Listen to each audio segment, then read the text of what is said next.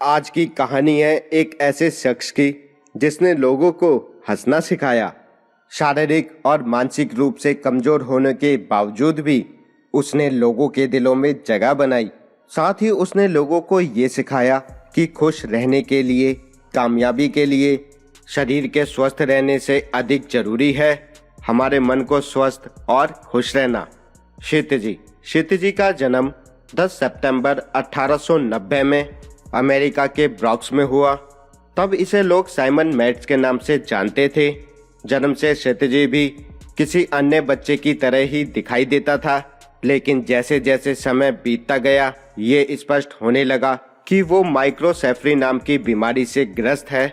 एक ऐसी कंडीशन जहां पर चेहरा सामान्य दर से बढ़ता है लेकिन सिर बहुत ही छोटा होता है। ये एक आम इंसान के मुकाबले सर आधे के बराबर होता है। इस कंडीशन में उस इंसान के मस्तिष्क की क्षमता कम हो जाती है। ऐसे स्पेशल कंडीशन वाले इंसान को चॉस, रेड पीपल या पिनहेड्स भी कहा जाता है।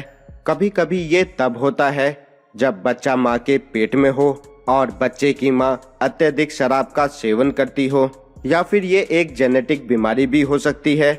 और दोस्तों, सबसे दुख की बात तो ये है कि इसका कोई भी इलाज नहीं है। क्षितिजी का जन्म एक अमीर परिवार में हुआ था। उनकी एक बहन थी जिनका नाम अथिला था। वो भी माइक्रोसेफली से पीड़ित थी। अजीब से दिखने वाले बच्चों के कारण इनके माता पिता को इन पर शर्म आती थी और वो इनको समाज से छिपा कर रखते थे। वो डरते थे कि लोग इनका मजाक बनाने लगेंगे और इसी वजह से उन दोनों ने इन मासूम बच्चों को ड्रीमलैंड सर्कस साइड शो में बेच दिया, जहां पर इन बच्चों को इनकी कंडीशन की वजह से बहुत ही प्यार और केयर की जरूरत थी।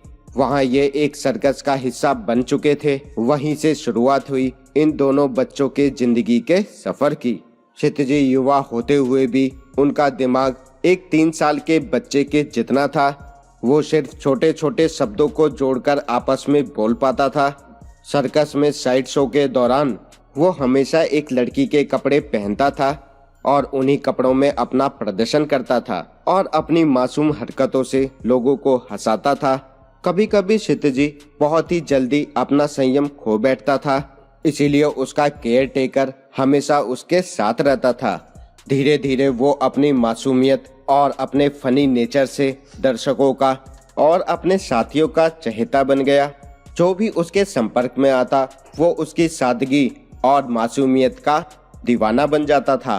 क्षितिजी सर्कस से इस तरह पॉपुलर हुआ कि उसको हॉलीवुड मूवी से ऑफर आने लगे। उसके बाद क्षितिजी ने कई सारी मूवीज में काम किया।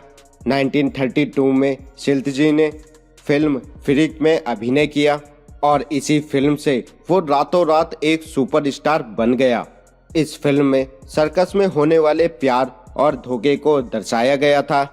इस फिल्म में कई भड़काऊ और डरावने किरदार भी थे, जिसको देखने के बाद लोगों ने इसकी काफी आलोचना भी की थी। एक लेखक ने इस फिल्म के बारे में यहाँ तक कह दिया था कि इस फिल्म में दर्शकों की भावनाओं के साथ खेला गया है। 1936 में सर्कस में काम करने वाले जॉर्ज शुर्ती, जो वहाँ के चिंपैंजी के ट्रेनर थे, उन्होंने क्षितिजी को गोद ले लिया।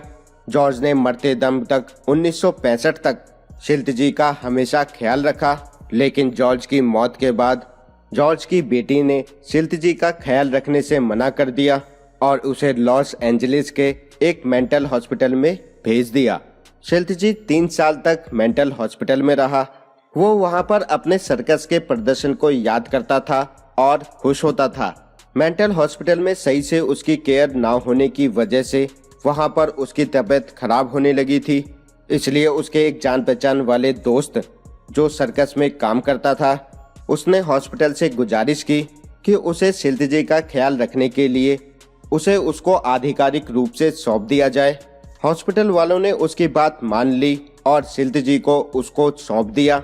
इसके बाद क्षितिजी ने डॉक्टरिक नामक सर्कस में काम करना शुरू कर दिया। क्षितिजी का इतना नाम होने के बावजूद भी उसका कोई भी अपना स्थायी घर नहीं था। उसके कुछ सालों बाद क्षितिजी लॉस एंजलिस से रिटायर हुआ। क्षितिजी अपने आसपास के लोगों के लिए बहुत ही प्यारा और मासूम था। शिल्पी के माइक्रोसेफली बीमारी के कारण उसके दिमाग, हड्डियों और पूरे शरीर का सही से विकास नहीं हो पाया। इस बीमारी के कारण उसे कई बार मिर्गी के दौरे भी आते थे। उसकी बीमारी इस हद तक बढ़ गई थी कि बाद में उसको सुनने और देखने में भी तकलीफ होने लगी थी और फिर 1971 में 70 साल की उम्र में वो इस दुनिया को अलविदा कहकर चला गया। शिल्पी के इस दुनिया से चले जाने के बाद उसे किसी अनजान कब्र के नीचे दफना दिया गया।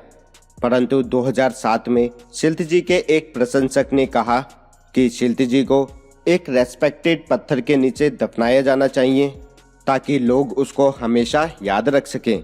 दोस्तों, शिल्पी शारीरिक रूप से अधिक सक्षम ना हो पर वो अपने मन से कमजोर बिल्कुल नहीं था। माता पिता की शरण में ना रहते हुए भी उसने कभी भी हार नहीं मानी और दुनिया को हंसाते हुए वो अपनी एक अलग छाप छोड़ गया।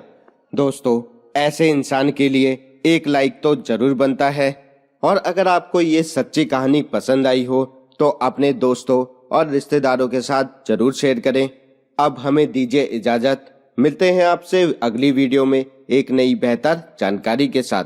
नमस्कार दोस्तों।